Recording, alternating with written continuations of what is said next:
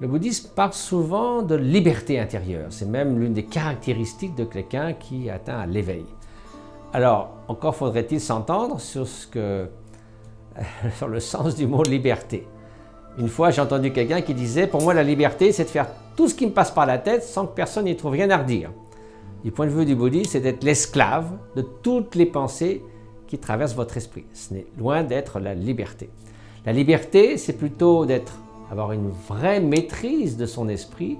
Et être maître de son esprit, ce n'est pas le verrouiller ou le mettre dans des menottes, c'est plutôt comme un marin qui prend la barre de son bateau et qui règle les voiles et qui navigue dans la destination qu'il a choisie. La liberté un peu chaotique, ça serait de dire la liberté, c'est de laisser le bateau dériver au gré des vents et des courants. Et évidemment, vous ferez naufrage. Donc la vraie liberté, c'est d'être maître de son esprit.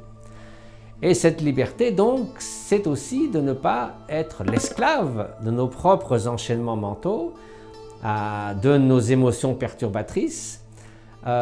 Et pour cela, le bouddhisme offre également des méthodes pour acquérir, pour gagner cette liberté et ne pas être donc ainsi comme un chien qui court à chaque fois qu'on lui jette un bâton ou un caillou, mais plutôt être comme un lion. Si vous jetez un caillou à un lion, vous lui en jetez qu'un seul parce qu'il ne va pas courir après le caillou, il va se retourner vers la personne qui a lancé le caillou. Ça, c'est une image.